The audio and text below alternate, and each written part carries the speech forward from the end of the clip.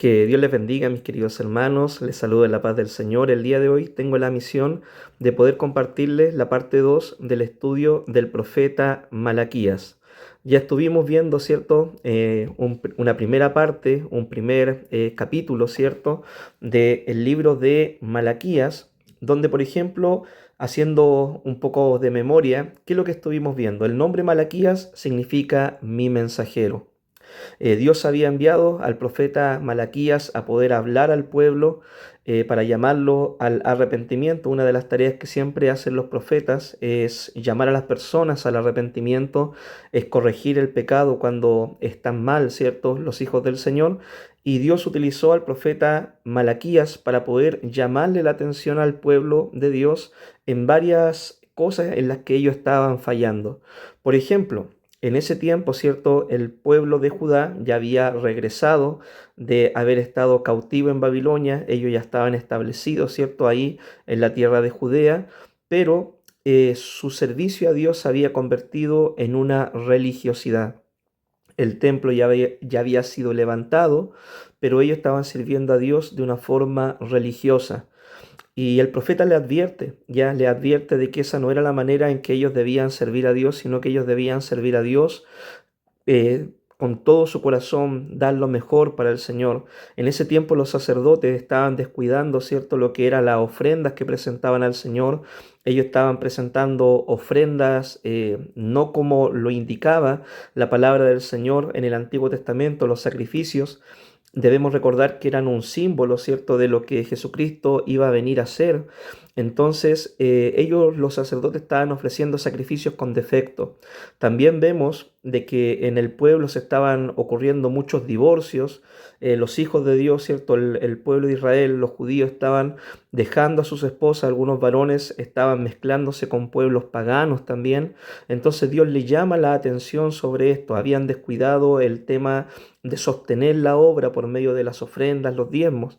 Entonces, acá Dios utiliza a su profeta para dar un mensaje de corrección, ¿cierto?, a la nación, dar un mensaje para que ellos puedan volver a, a comprometerse con Dios, a hacer la obra, a hacer la voluntad del Señor. Eso es cierta manera de introducción sobre lo que nosotros estuvimos viendo en el primer capítulo, ¿cierto? La primera parte del libro de Malaquías. Dijimos también, ¿cierto?, de que Malaquías fue escrito aproximadamente en el año 450, 430.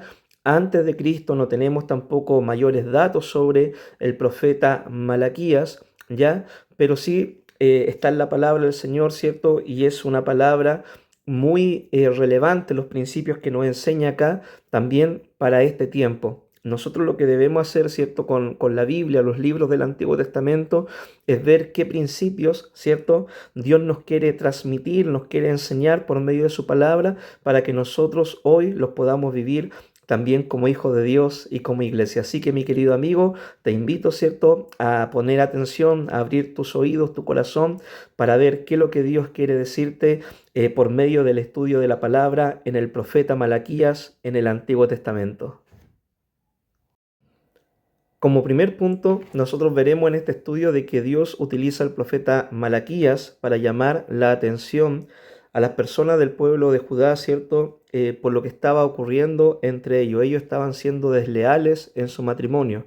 Muchos habían dejado sus matrimonios, se habían casado con personas extranjeras que pertenecían a otros pueblos, adoraban otros dioses, habían sido desleales, ¿cierto?, con sus mujeres israelitas. Y también gran parte del pueblo, ¿cierto?, estaba cayendo en esta práctica del divorcio. Ya lo estaban tomando como algo ligero, como algo, ¿cierto?, que no tenía una mayor importancia. Se estaban divorciando por cualquier motivo. Bueno, nosotros eso lo encontramos en Malaquías, en el capítulo 2, en el versículo 16, y dice: porque Jehová Dios de Israel ha dicho que él aborrece el repudio, el divorcio, ¿cierto?, y al que cubre de iniquidad su vestido. Dijo Jehová de los ejércitos: guardaos pues en vuestro espíritu y no seáis desleales. Mi querido amigo, para que nosotros podamos entender, ¿cierto? Dios en el Antiguo Testamento le había pedido a su pueblo de que ellos, ¿cierto?, se casaran con personas solamente del pueblo de Israel, ¿ya? Y ya ellos estaban cayendo en una falta al casarse con personas extranjeras. También, ¿qué es lo que había ocurrido? Ya muchos de ellos estaban siendo infieles en su matrimonio, se estaban divorciando por cualquier motivo para poder volver a recasarse y muchas veces con personas que no pertenecían al pueblo de Israel, ya que no eran judíos, que no pertenecían, ¿cierto?, al linaje de Abraham. Entonces Dios llama la atención por medio del profeta Malaquías y le dice de que esto no debía ser así, que Dios aborrece el repudio, Dios aborrece el divorcio. Y acá hay por lo menos dos principios, ¿cierto?, que yo quiero rescatar para poder compartirle el día de hoy. Y el primero es el siguiente, que nosotros como hijos del Señor, nosotros nos debemos casar en el Señor. Nosotros debemos casarnos con personas cristianas. Si somos cristianos, nos debemos casar con personas cristianas. ¿Por qué? Por la misma advertencia que Dios le había hecho, ¿cierto?, a su pueblo en el Antiguo Testamento. Dios le había dicho, si ustedes se casan con personas extranjeras, ellos les van a introducir, ¿cierto?, a que ustedes adoren a otros dioses. Porque las personas, ¿cierto?, que no pertenecían al pueblo de Israel tenían otras prácticas, ¿ya? Adoraban otros dioses, tenían otras costumbres. Y pasa lo mismo, ¿cierto?, con los hijos del Señor. Si nosotros nos comprometemos con una persona inconversa, esas personas tienen otros principios, otros valores, otra forma de ver la vida. Y muchas veces, ¿cierto?, nos podemos ver nosotros obligados o forzados, ¿cierto?, a tener que caminar con ellos, ¿cierto?, en cosas que Dios nos pide de que no lo hagamos, ¿ya? Entonces Dios nos dice en su palabra de que no debemos nosotros unirnos en yugo desigual con los incrédulos. Si tú eres cristiano y te quieres casar, en primer lugar tú tienes que casarte en el Señor, con una persona cristiana, con una hija de Dios, con un hijo del Señor. Lo otro, acá Dios también le estaba llamando, ¿cierto?, la atención, porque muchos se estaban divorciando, ya se estaban divorciando, ellos, dos judíos, ¿cierto?, un matrimonio judío, se divorciaban y después ellos se recasaban, ya. Es cierto que la ley en el Antiguo Testamento permitía el divorcio, pero lo permitía solamente cuando se hallaba algo, dice la Biblia, inmoral, algo indecente en la persona, en el Antiguo Testamento, ¿ya? Pero no era permitido por cualquier motivo, ya no era permitido por cualquier causa. Ahora, si una persona cometía adulterio en el Antiguo Testamento, el adúltero moría y la persona, ¿cierto?, el cónyuge en este sentido que quedaba viudo, ¿cierto?, por la muerte de su cónyuge adúltero, podía volver a casarse. También el viudo obviamente podía volver a casarse. Pero Dios, ¿cierto?, en su palabra nos enseña que a Él no le gusta el divorcio. No le gusta, ¿cierto?, que nosotros tomemos esta decisión a la ligera, ¿ya? Cuando uno hace un compromiso con Dios, cuando uno decide comprometerse, casarse, formar una familia, un hogar, la idea es que siempre el matrimonio pueda permanecer unido. El matrimonio, ¿cierto?, es un símbolo de Dios con su pueblo, ¿ya? Y es por eso que Dios también le da tanta importancia al matrimonio. Por ejemplo, si tú lees el libro de Cantares, puede hacer una alegoría, ¿cierto?, de lo que es el amor de Dios para con su pueblo, ¿cierto?, para con su amada. También en el Nuevo Testamento nosotros encontramos esta misma similitud entre Cristo y su novia, la iglesia, ¿ya? Entonces el matrimonio representa una verdad espiritual. El matrimonio representa el amor de Dios para con su pueblo. Es importante que los matrimonios podamos entender esto y no nos divorciemos, ¿cierto?, por motivos que no son bíblicos. Ya en el Nuevo Testamento, trayendo la palabra, el principio para nuestro tiempo, ya en el Nuevo Testamento el Señor enseña claramente en los evangelios de que el único motivo permitido para causa de divorcio es el pecado sexual, la fornicación. Ahí la palabra fornicación se traduce como porneia, ¿ya? Y quiere decir cualquier pecado sexual, ¿cierto?, que afecte a nuestro cónyuge. Entonces, ese es el único motivo en el Nuevo Testamento por el cual Dios permite un divorcio. Si alguien dice, bueno, yo me quiero divorciar porque no me llevo bien con la persona, no, Dios no lo mira bien eso. Si alguien dice, no, yo me quiero divorciar porque esta persona es muy gastadora, tampoco Dios lo mira bien. Si alguien dice, no, yo me quiero divorciar porque esta persona, ¿cierto?, se enfermó, tuvo una enfermedad y yo no me quiero hacer cargo, Dios tampoco lo mira bien eso, ¿ya? Nosotros cuando nos comprometemos en el matrimonio delante del Señor, nosotros hacemos un pacto con Dios, ¿ya? Y nosotros le decimos al Señor, Señor, en la salud y en la enfermedad, en la riqueza, en la pobreza, en todo tiempo. Y ese pacto nosotros debemos respetarlo, ya hasta el último día de vida nuestro o de nuestro cónyuge. Todo matrimonio ciertamente va a tener dificultades, problemas, van a vivir situaciones de diferente índole, ¿ya? Pero uno en el matrimonio debe saber sobrellevar las situaciones, debe saber resolver los problemas, debe saber, cierto, tratar con el carácter de su esposo, de su esposa, y así permanecer unido al matrimonio y que la familia permanezca unida, ¿ya? Entonces, Dios en este primer punto le llamaban la atención al pueblo, ¿cierto?, de los judíos que había vuelto del exilio, sobre que ellos estaban cayendo en esta falta de divorciarse por cualquier motivo, y hoy la palabra también nos habla a nosotros en el día de hoy. Así que mi querido amigo, si tú estás teniendo, por ejemplo, problemas en tu matrimonio, ¿cierto?, con tu familia, en tu hogar, con tu esposo, tu esposa, lo primero que tú debes hacer es orar y clamar al Señor por él. Orar y clamar al Señor también por ti, para que Dios te dé sabiduría e inteligencia para tratar todo asunto. Y lo otro, ¿cierto? Que tú debes perseverar en tu matrimonio, luchar por tu matrimonio, ¿ya? El enemigo, ¿qué es lo que viene a hacer? A matar, hurtar y destruir, ¿ya? Cristo viene a dar vida y vida en abundancia. Así que lucha por tu matrimonio, esfuérzate por llevar, ¿cierto?, un matrimonio en paz y para permanecer siempre unido, ¿cierto?, con tu cónyuge. Nadie va a encontrar el cónyuge perfecto de este lado de la eternidad, ¿cierto? Todos, ¿cierto?, van a encontrar algo que no les parece de su cónyuge, algo que le molesta de su esposa o de su esposo, pero nosotros debemos aprender a amar como Dios nos ama a nosotros. Dios nos ama de una forma incondicional, a pesar de nuestros errores, el Señor permanece fiel y nos sigue amando. Así que mi querido amigo, el primer principio que tengo para compartirte en el día de hoy, en el libro de Malaquías, ¿cierto? Capítulo 2, versículo 16, es: permanece fiel a tus votos matrimoniales y no te divorcies por cualquier motivo. Permanece fiel a tus votos matrimoniales y no te divorcies por cualquier motivo.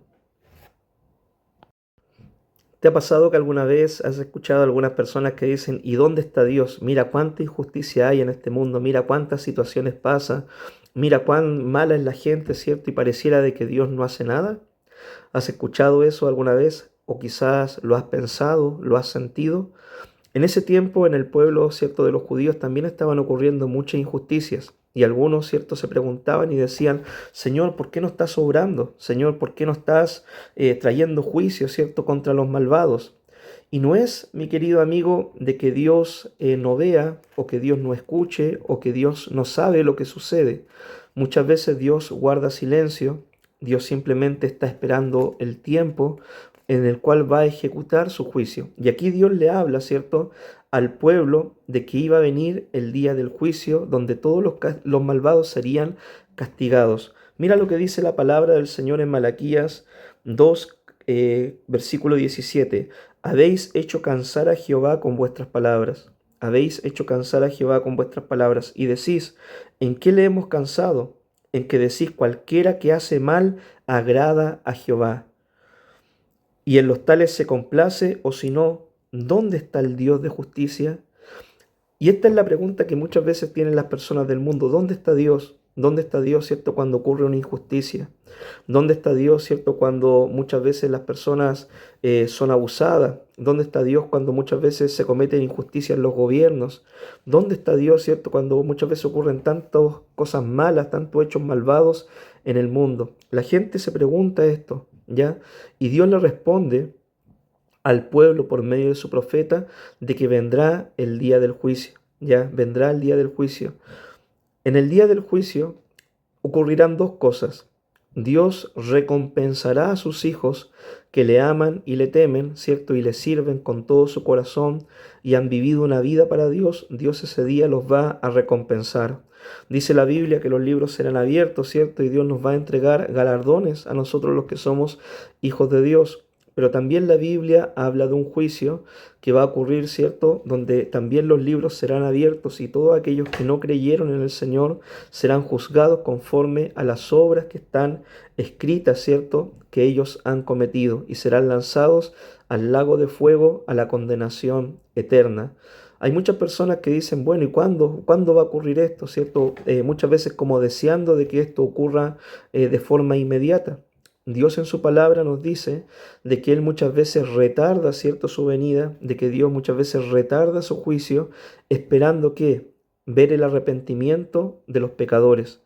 Mi querido amigo, Dios no es un Dios que se complace en dar castigo al malvado.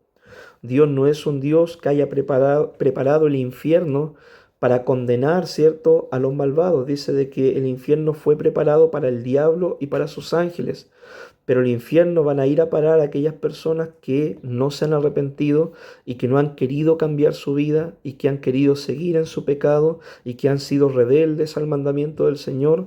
Esas personas también van a ir a parar allí. Pero lo que tú debes entender es lo siguiente: Dios muchas veces retarda su juicio porque Él es amplio en perdonar, grande en misericordia y grande en amor. Hay muchas personas que cometen pecados atroces porque no tienen conocimiento de Dios, porque no creen en Dios, porque no han tenido un encuentro con Dios. Y Dios muchas veces está dándole tiempo a esas personas para que reaccionen, para que sean convencidos por el Espíritu Santo, para que ellos puedan venir a sus caminos, a sus plantas, y ellos puedan ser transformados por el Señor y puedan recibir salvación y vida eterna para no ir a parar a un lugar de condenación eterna. Así que, mi querido amigo, cuando tú te preguntes, ¿cierto?, ¿y dónde está Dios cuando pasan tantas injusticias? No es que Dios esté ausente, Dios solamente está guardando silencio y Él va a obrar en su tiempo. Pero cuando Dios obre, tú estarás preparado. Cuando Dios ejecute su juicio, tú estarás listo para poder recibir las recompensas, los galardones, o tú serás castigado junto con los demás. Esa es la pregunta que nosotros debemos hacernos mientras esperamos la venida del Señor, cuando Él va a ejecutar su juicio. El otro día me encontraba recorriendo las redes sociales, ¿cierto? Y había un debate donde a un cristiano le preguntaban, ¿y en qué parte dice de la Biblia, en el Antiguo Testamento, de que Dios iba a venir en carne e iba a venir a este mundo? Y yo pensando en esto se me vino un texto bíblico a mi mente que fue precisamente este, Malaquías 3:1.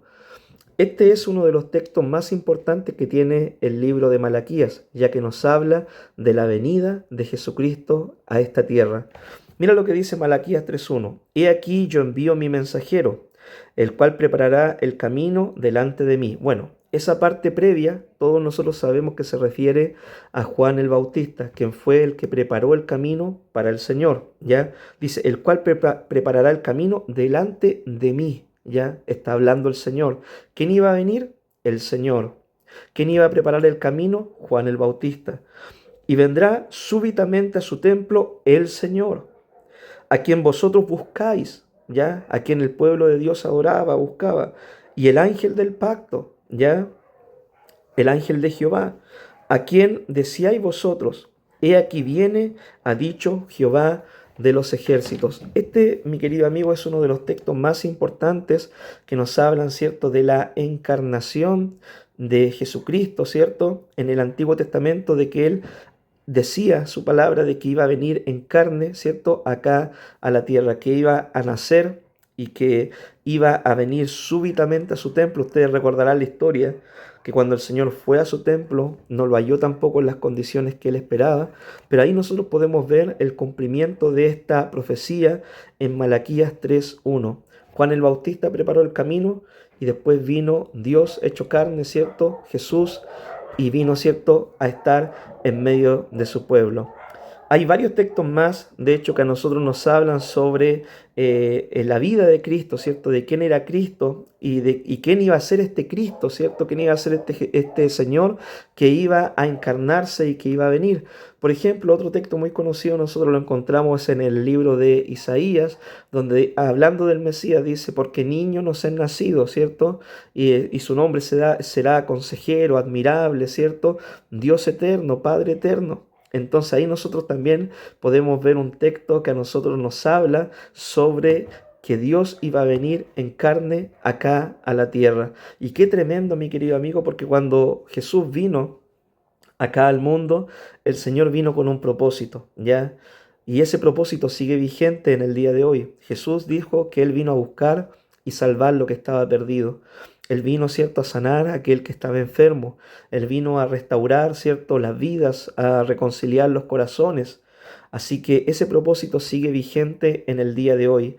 Y hoy en día el Señor a nosotros nos ha encargado el mensaje de la reconciliación, de poder predicar del amor de Dios para que los hombres puedan reconciliarse con Dios y puedan así recibir salvación y vida eterna. Jesús vino con el único propósito de poder salvarnos, de dar su vida en la cruz, de derramar su sangre para limpiarnos de todo pecado, de morir por nuestros pecados, para que solamente por medio de Él tengamos salvación y vida eterna. Cristo murió en una cruz, pero resucitó al tercer día y ahora está sentado a la diestra del Padre y va a volver por su iglesia. Así que mi querido amigo, debemos estar preparados, ¿cierto? Y reconocer en la persona de Cristo solamente que solo en Él y solamente por medio de lo que Él hizo tenemos salvación y vida eterna. Hoy en día hay muchas personas que solamente les gusta escuchar un mensaje bonito del Evangelio, un mensaje motivador, un mensaje solamente que hable de esperanza, de amor, de paz y de que todo va a estar bien. Precisamente esa era la advertencia que hacían los verdaderos profetas de Dios de lo que hablaban los falsos profetas. Los falsos profetas, ¿cierto?, hablaban de tiempos de paz cuando todo estaba mal. Hablaban de tiempos de prosperidad cuando la gente estaba viviendo en pecado. Confirmaban las manos de los pecadores para que ellos siguieran en su pecado, mientras los verdaderos profetas llamaban a la gente a un verdadero arrepentimiento. Hoy la iglesia tiene que predicar el Evangelio como está escrito en la palabra del Señor. Solo así podremos ser una verdadera voz profética para el mundo en este tiempo y solo así podremos predicar realmente la palabra del Señor de una forma real y verdadera y agradar a Dios con los frutos, con las almas que se conviertan al Señor. Mira lo que dice la palabra del Señor en Malaquías 3, en el versículo 7. Desde los días de vuestros padres os habéis apartado de mis leyes y no las guardasteis. Acá Dios utiliza al profeta Malaquías para decirle, mira, desde mucho tiempo antes, desde los días de vuestros padres, ustedes no guardan mis leyes, no están obedeciendo mi palabra. Volveos a mí y yo me volveré a vosotros. Acá el profeta lo está llamando al pueblo al arrepentimiento. El Señor por medio del profeta los llama al arrepentimiento. Vuélvanse a mí y yo voy a estar con ustedes. Ha dicho Jehová de los ejércitos. Más dijiste, ¿en qué nos hemos de volver? Por eso, mi querido amigo, es tan importante que nosotros podamos predicar la palabra del Señor como está escrito en la Escritura, predicar todo el consejo del Señor, no solamente predicar las promesas, no solamente predicar las partes bonitas o las partes que nos gustan, ¿cierto? O los mensajes, ¿cierto?, que son agradables a nuestro oído, no, debemos predicar todo el consejo del Señor, debemos predicar, ¿cierto?, desde quién es Dios hasta qué es lo que Dios nos pide, lo que Dios demanda, lo que Dios cierto quiere que dejemos, lo que Dios nos manda hacer. Debemos predicar todo el consejo, toda la palabra del Señor. Acá el pueblo dice, ¿en qué hemos de volvernos? ¿Cierto? Quizás en ese tiempo los sacerdotes no estaban cumpliendo su rol como maestros del pueblo y no le estaban enseñando al pueblo toda la verdad o no le estaban enseñando la verdad de forma completa. Y Dios dice, ¿cierto?, en su palabra, mi pueblo perece. ¿Por qué? Por falta de conocimiento. Hoy en día, mi querido amigo, son muy pocas las iglesias que leen la Biblia, ¿cierto?, de tapa a tapa. Hoy en día, ¿cierto? Hay muchos cristianos que no se conectan a un estudio bíblico, que no ven una predicación, que solamente se quedan con lo que el pastor predica un sábado, un domingo, y eso, ¿cierto?, lo mantiene hasta la próxima semana, pero no tienen vida devocional, no tienen oración, no tienen palabra, y ellos están expuestos al peligro, a caer en falsas doctrinas, a abandonar la fe, a en medio de los procesos alejarse del Señor porque no entienden la voluntad del Señor. Por eso nosotros tenemos una tarea muy importante que realizar como hijos del Señor, como profetas del Señor, que es enseñar el consejo del Señor, ¿cierto?, a todas las personas. El llamado que nosotros siempre debemos hacer es a que la gente pueda vivir una vida en orden con la voluntad del Señor, ¿ya? Ese va a ser siempre el llamado. Y muchas veces cuando nosotros nos toque predicar esto van a haber personas que no les va a gustar, que no les va a agradar que les llamen la atención o que lo digan, ¿cierto? Tú estás mal en esto otro, porque hay gente que quiere seguir a Dios a su manera, vivir a su manera, pero no quieren ordenar su vida de acuerdo a lo que la palabra de Dios nos manda, nos enseña, a lo que Dios nos demanda por medio de la Escritura. Pero nosotros como verdaderos profetas de Dios, como verdaderos siervos de Dios, debemos anunciar la palabra sin temor, sin miedo a los hombres y dejar los resultados al Señor. Y como dijo Jesucristo, el que tiene oídos para oír, que oiga. Amén. Así que mi querido hermano, tú predica la palabra, predica lo que está escrito. No le pongas ni le saques, solamente predica lo que Dios demanda en su palabra. Esfuérzate por aprender la palabra, por llenarte del consejo de la palabra del Señor, para que cuando hables, hables conforme a lo que está escrito en la palabra y no conforme a tus propias ideas o a tus propios pensamientos. Me encontraba también, te quiero comentar, me encontraba publicando, haciendo una publicación sobre un tema en específico y hay muchas personas, ¿cierto?, que defienden el pecado. Hay muchas personas, ¿cierto?, que quieren seguir viviendo en su pecado, que quieren, claro, servir a Dios, estar en una iglesia, pero no quieren cambiar su vida. Pero nosotros, ¿cierto?, somos los encargados de poder transmitir qué es lo que dice Dios a esas personas sobre su estado, sobre su condición. Mi querido amigo, porque ¿qué sacaríamos nosotros con decirle a la gente de que todo está bien, sabiendo que el día de mañana se irán a una condenación eterna, se irán a una perdición? Nosotros debemos advertirles. Y una vez que nosotros les advertimos, ya la responsabilidad nosotros se la transmitimos a la persona que escucha el mensaje. Nosotros podemos decir como Pablo, somos libres, ¿cierto?, de la sangre de ustedes, pero ahora ustedes son los responsables de esa verdad que recibieron. Así que mi querido amigo, prediquemos el Evangelio sin tener temor a los hombres. Temamos más bien a Dios, que Él un día nos va a pedir cuenta de lo que nosotros enseñamos y lo que nosotros hicimos. En Malaquías, capítulo 3, en el versículo 8, dice así la palabra del Señor. ¿Robará el hombre a Dios? Pues vosotros me habéis robado y dijisteis, ¿en qué te hemos robado? En vuestros diezmos y ofrendas. El pueblo, ¿cierto?, de los judíos había descuidado el poder sostener la obra por medio de sus diezmos y de sus ofrendas. En el Antiguo Testamento Dios había estipulado de que todo el pueblo de Dios, todos los israelitas, debían diezmar, ¿cierto?, de forma obligatoria para poder sostener a los levitas, a los sacerdotes que ministraban, ¿cierto?, en el templo del Señor y hacían la obra de Dios. La tribu de Leví no debía trabajar en trabajo secular, sino debían solamente dedicarse a la obra del ministerio. Y todas las demás tribus debían ayudar a sostener, ¿cierto?, a estos levitas.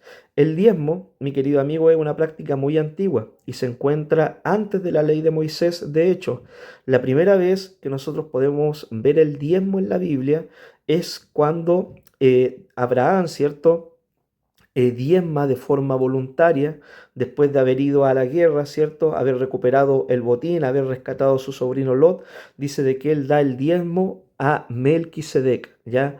Y nosotros vemos en el libro, la epístola a los Hebreos, de que Melquisedec venía a ser, ¿cierto?, un símbolo de lo que es nuestro Señor Jesucristo, ¿ya? Ahora, después, siguiendo avanzando en Génesis, vemos de que otro personaje bíblico también hace un diezmo antes de la ley. Y este personaje es Jacob.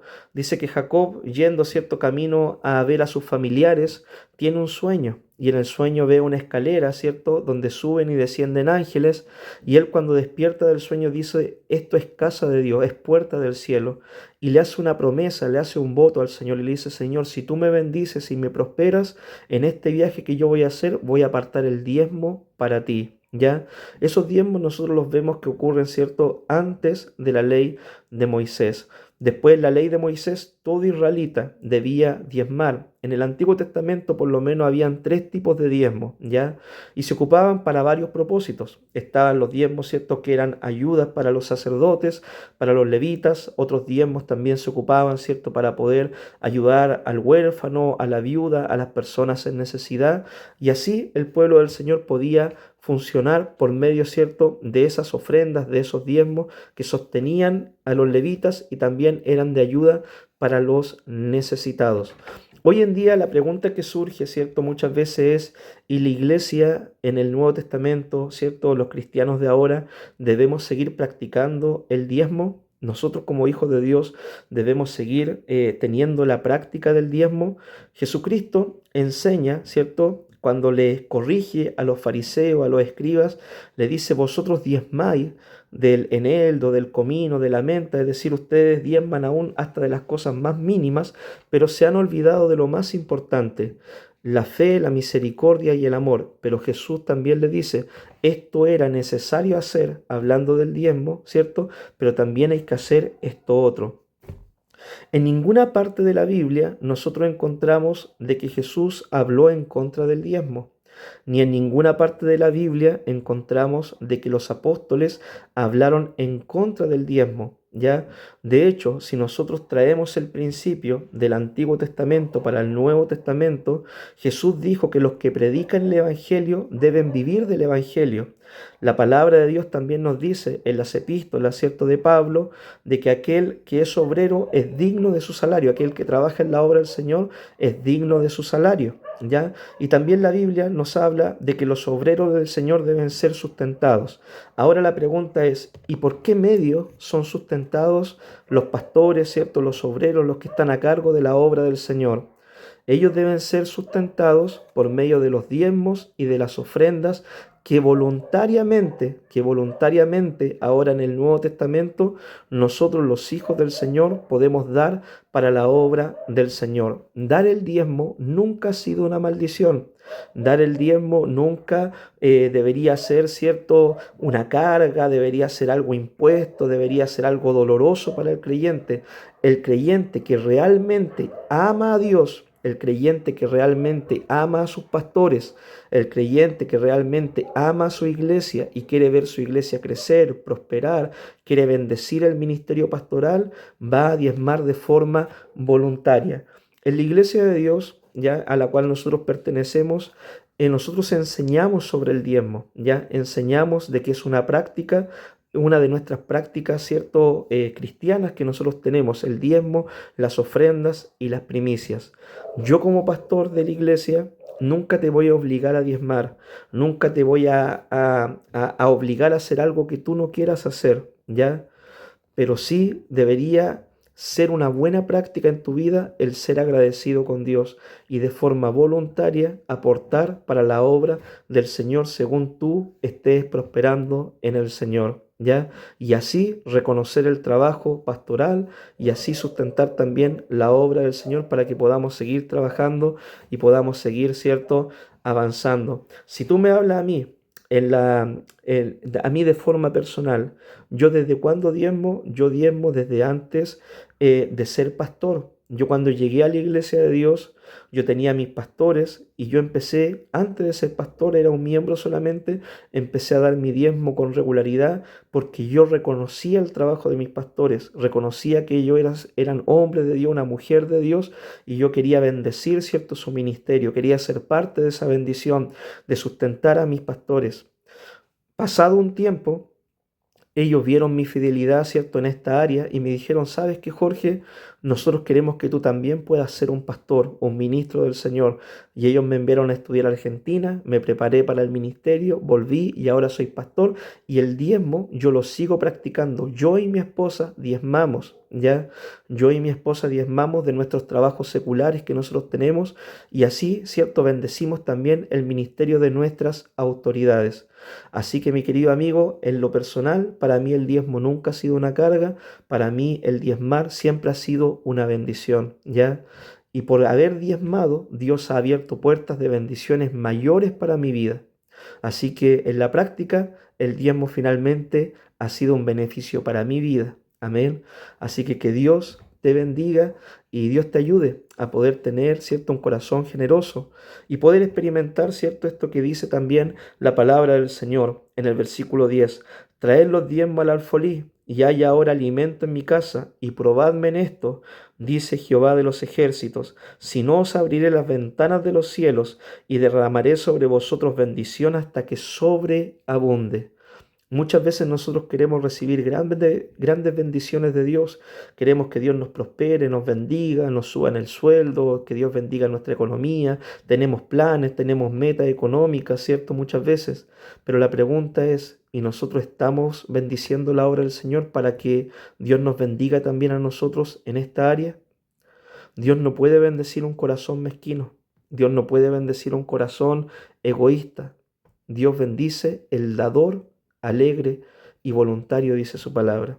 Que Dios nos ayude y que Dios nos bendiga. Dios en su palabra nos habla de que tiene un libro donde Él está registrando todo lo que nosotros hacemos y por su obra, lo que trabajamos, todo, ¿ya? Dios tiene un registro de todo lo que nosotros hacemos. Dice la palabra en Malaquías 3:16, entonces los que temían a Jehová hablaron cada uno a su compañero, y Jehová escuchó y oyó, y fue escrito libro de memoria delante de Él para los que temen a Jehová y para los que piensan en su nombre. Mi querido amigo, todo lo que nosotros hagamos por la obra del Señor no es en vano. La palabra del Señor dice, ¿cierto?, que nosotros trabajamos para el Señor, somos obreros del Señor y nuestro trabajo no será en vano. Dios promete recompensar, Dios promete bendecir la labor y el trabajo de cada uno. Así que por eso debemos esforzarnos, por eso debemos trabajar en la obra del Señor con motivaciones sinceras, ¿cierto? Debemos hacer la obra del Señor sabiendo de que un día el Señor nos va a recompensar. ¿Cuándo va a ocurrir esta recompensa? Cuando el Señor venga. Dice la palabra, ¿cierto?, en Malaquías 4, de que cuando el Señor venga van a ocurrir dos cosas.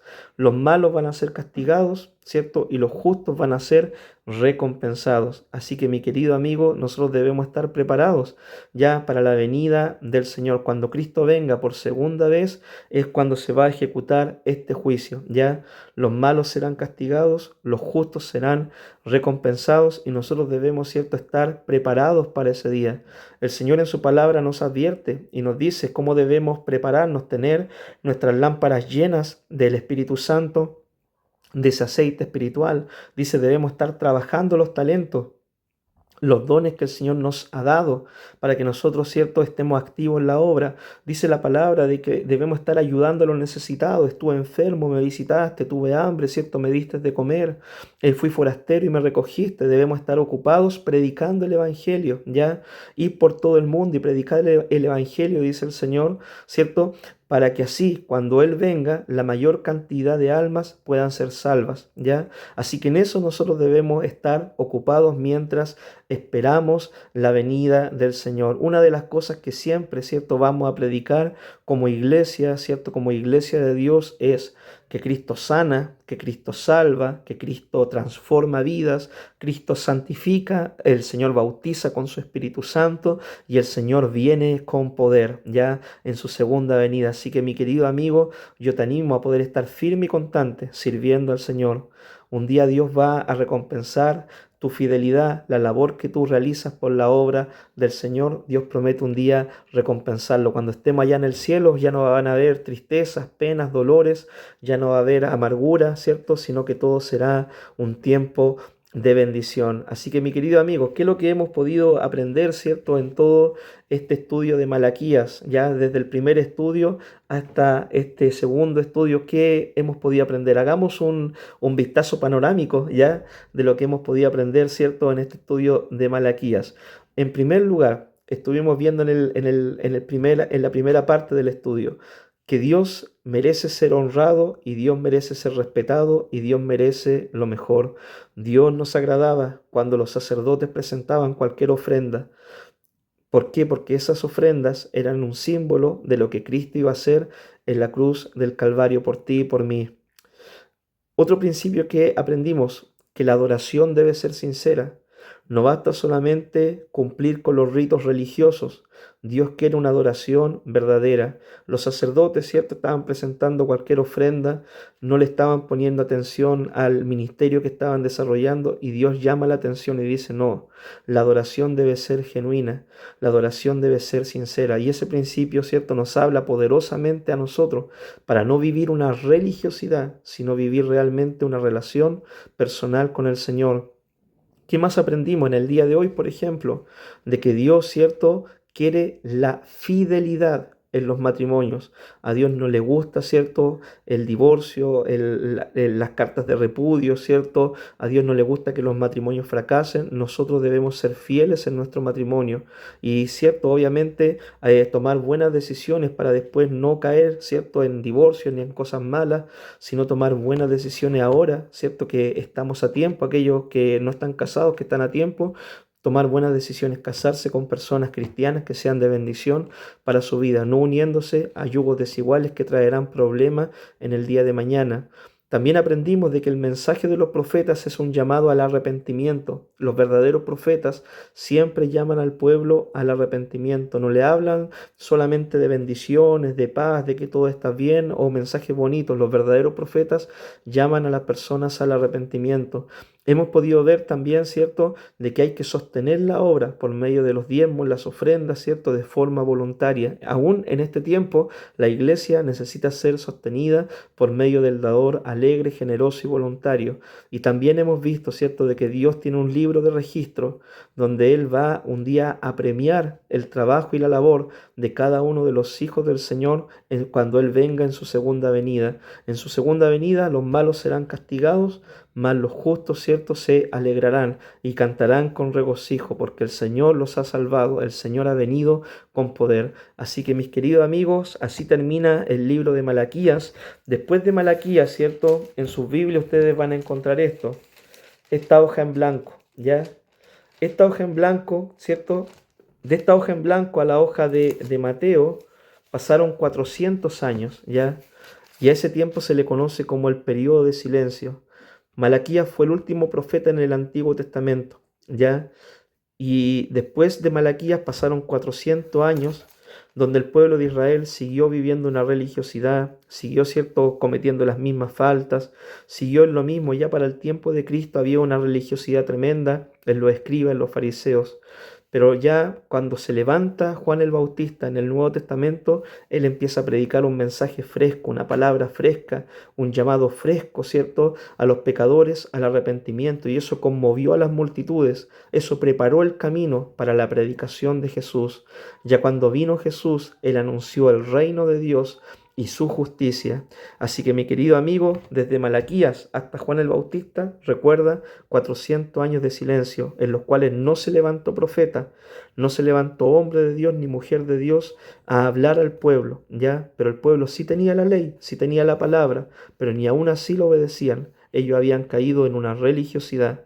Pero ya cuando Juan el Bautista comienza a predicar, Dios empieza a tratar nuevamente con su pueblo, ¿ya? Y ahora no tan solamente iba a ser la bendición para los judíos, sino que ahora la bendición iba a incluirnos a todos, a los gentiles, a todos, porque el mensaje del Evangelio es para todos. Que Dios te bendiga y así terminamos el estudio, ¿cierto?, de Malaquías. Muchas bendiciones.